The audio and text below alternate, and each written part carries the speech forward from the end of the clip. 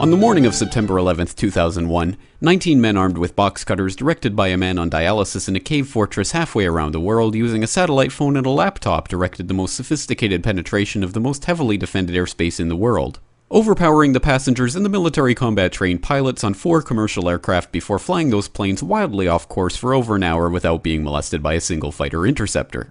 These 19 hijackers, devout religious fundamentalists who like to drink alcohol, snort cocaine, and live with pink-haired strippers, managed to knock down 3 buildings with 2 planes in New York, while in Washington a pilot who couldn't handle a single-engine Cessna was able to fly a 757 in an 8,000-foot descending 270-degree corkscrew turn to come exactly level with the ground, hitting the Pentagon in the budget analyst office where DoD staffers were working on the mystery of the $2.3 trillion that Defense Secretary Donald Rumsfeld had announced missing from the Pentagon's coffers in a press conference the day before, on September 10th, 2001. Luckily, the news anchors knew who did it within minutes. Osama bin Laden. The pundits knew within hours. Osama bin Laden. The administration knew within the day. Terrorists who committed these acts and those who harbor them.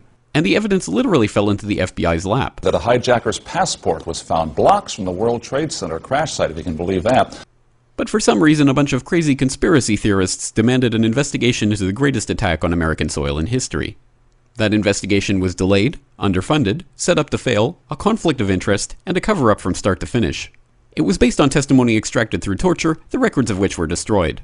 It failed to mention the existence of WTC-7, Able Danger, P-TECH, Sibel Edmonds, OBL and the CIA, and the drills of hijacked aircraft being flown into buildings that were being simulated at the precise same time that those events were actually happening. It was lied to by the Pentagon, the CIA, the Bush administration, and as for Bush and Cheney, well, no one knows what they told it because they testified in secret, off the record, not under oath, and behind closed doors. It didn't bother to look at who funded the attacks because that question is ultimately of little practical significance.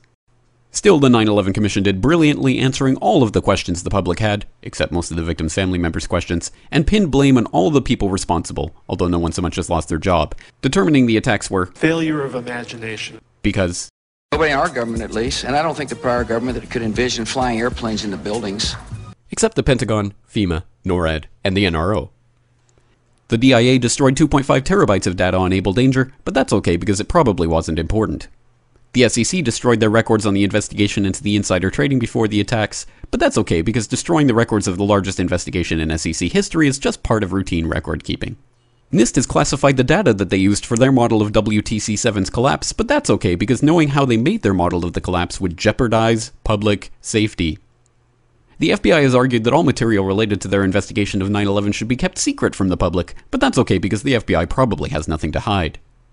This man never existed, nor is anything he had to say worthy of your attention, and if you say otherwise, you are a paranoid conspiracy theorist and deserve to be shunned by all of humanity. Likewise him, and her. And her, and her, and him. Osama bin Laden lived in a cave fortress in the hills of Afghanistan, but somehow got away. Then he was hiding out in Tora Bora, but somehow got away. Then he lived in Abbottabad for years, taunting the most comprehensive intelligence dragnet employing the most sophisticated technology in the history of the world for a decade, releasing video after video with complete impunity and getting younger and younger as he did so, before finally being found in a daring SEAL team raid which wasn't recorded on video, in which he didn't resist or use his wife as a human shield, and in which these crack special forces operatives panicked and killed this unarmed man, supposedly the best source of intelligence about those dastardly terrorists on the entire planet. Then they dumped his body in the ocean before telling anyone about it. Then a couple dozen of that team's members died in a helicopter crash in Afghanistan. This is the story of 9/11, brought to you by the media which told you the hard truths about his head could be seen to move violently forward. And they took the babies out of the incubators. And mobile production facilities. And the rescue of Jessica Lynch. If you have any questions about this story, you are a batshit paranoid tinfoil dog-abusing baby hater and will be reviled by everyone. If you love your country and or freedom, happiness, rainbows, rock and roll, puppy dogs, apple pie, and your grandma, you will never ever express doubts about any part of this story to anyone. Ever. This has been a public service announcement by the Friends of the FBI, CIA, NSA, DIA, SEC, MSM, White House, NIST, and the 9/11 Commission. Because ignorance is strength.